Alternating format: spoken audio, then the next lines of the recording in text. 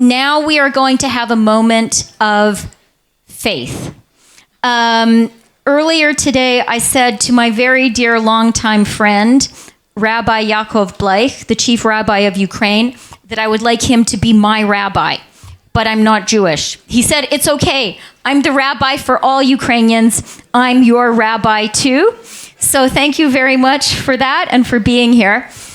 But I was married in a Ukrainian Orthodox church, a Ukrainian autocephalous Orthodox church in Edmonton, Катедра Едмонтону, and so Святого Юра. And so it is a particular pleasure and honor for me to invite to speak to us Блаженніший Metropolitan Epiphaniy. Прошу.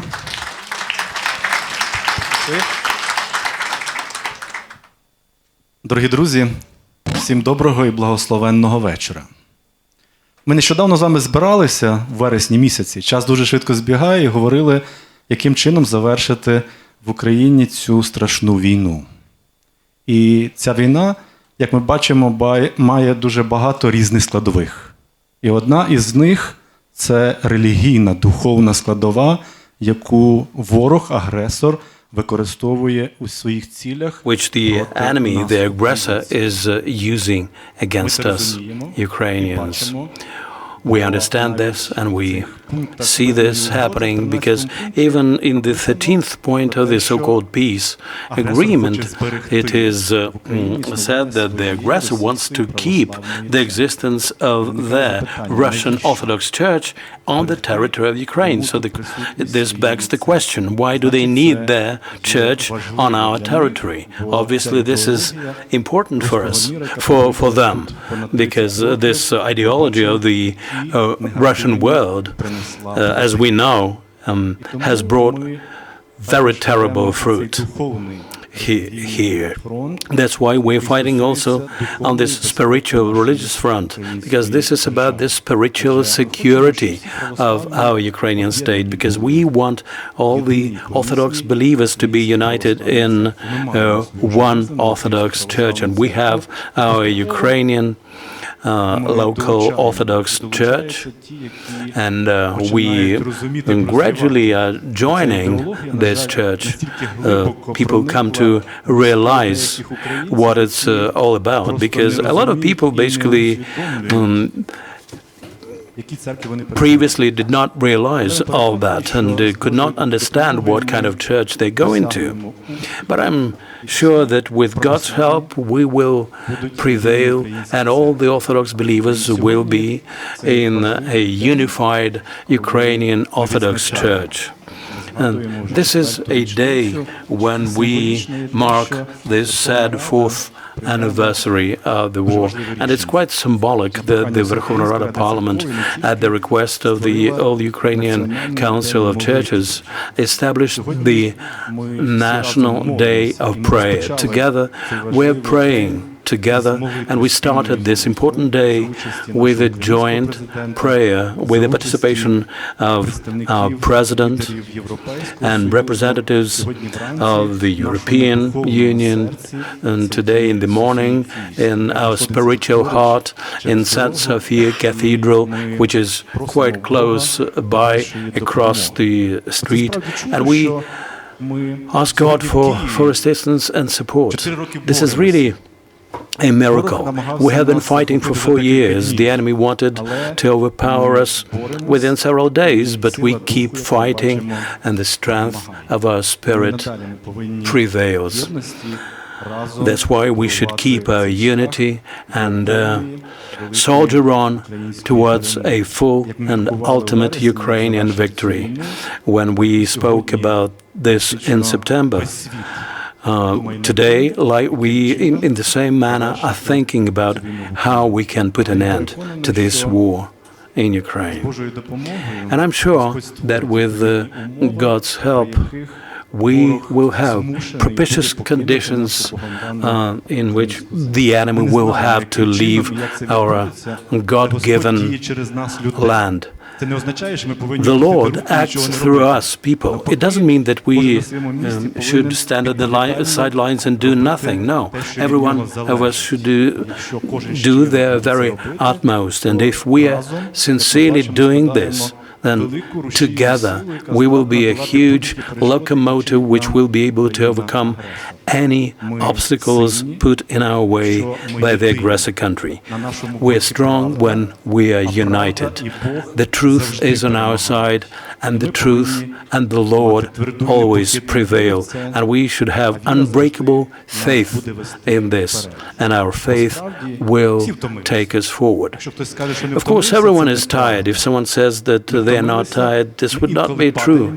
We are very tired. Sometimes we fall, but we have to get up, we have to cheer up each other, and to keep supporting each other to go the distance and reach the ultimate goal, because it fell upon us to finally put an end to this war, which has been going on actually for several ages, because this enemy has been trying to erase our Ukrainian identity for ages. But we've kept it, we've regained our independence, and we are building our shared future together. The future which we chose during our Maidan revolutions. We want to be part of the European family, and now we are paying very high price for our freedom. Not just for our freedom, but for the freedom of Europe and the whole world, for that matter, because if Ukraine falls, there's no telling what will happen next. So it's better to support us right now so that we would put an end to this scourge and stop it from spreading all over the world. That's why I'm thankful to all the organizers of this event for the opportunity to meet, to talk to each other, to connect, to deliberate about our further steps and move forward, reaching God-blessed successes. May the Lord help us in this. Glory to Jesus Christ and glory to Ukraine. I tell you, when 4 years ago the war started, I was asked by many of my political partners, they called to me, I asked what I think about the situation and what is my prediction. And I said something what I don't like, but I said it, and please allow me that I will quote myself. I said, this war is for years, and the conflict is for generations. And unfortunately, after 4 years, I can repeat it. This war is for years, not because of our wish, but because of the idea of the concept of President Putin, who wants to rebuild Great Russia. Great Russia cannot exist without entire Ukraine. And of course, when we see President Trump, his administration, the people, of course, it's difficult to say and accuse them that they are naive. But I remember when President Trump said that he will solve the problem in 1 day, 1 week, 1 month, 3 months, etc., etc. We have 1 year. And hopefully we are close to have the first breakthrough during this war, which will be not a peace, will be the ceasefire. But ceasefire can be the beginning of something what can be next. And we should hope that this ceasefire will be possible to achieve during these negotiations sooner, not later, and to stop this war on this level. How to propose, how to organize real, serious security guarantees for Ukraine is an open question.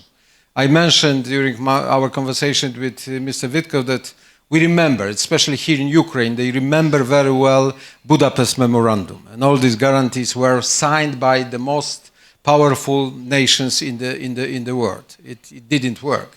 Today is very important to ask all of us how these new guarantees, security guarantees for Ukraine could work in the future. What kind of international forces we can have here on the Ukrainian soil to protect security of this country. How we can support Ukrainian army, which I fully agree with you. That's today probably the best, the most experienced for sure, but the best European army. We have a lot of question marks, and we'll see what will happen in next days and months. But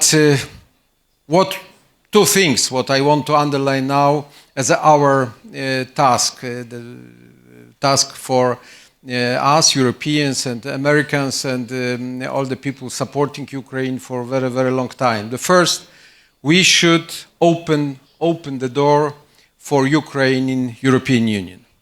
And that is something what we should do now, resigning of these old methodologies of enlargement, to show the possibilities, to use potential of Ukraine, and to eliminate all these obstacles which we have with agriculture, service, other things.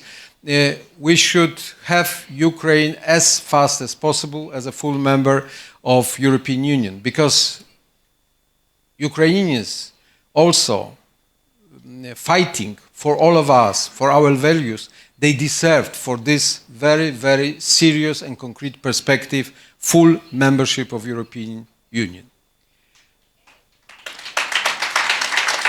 And I'm a man from Poland, and I know what kind of problems we'll face during these negotiations, but I think we can overcome all these problems if we'll have a good experts, if we'll have a goodwill from both sides, and we'll want to do it soon.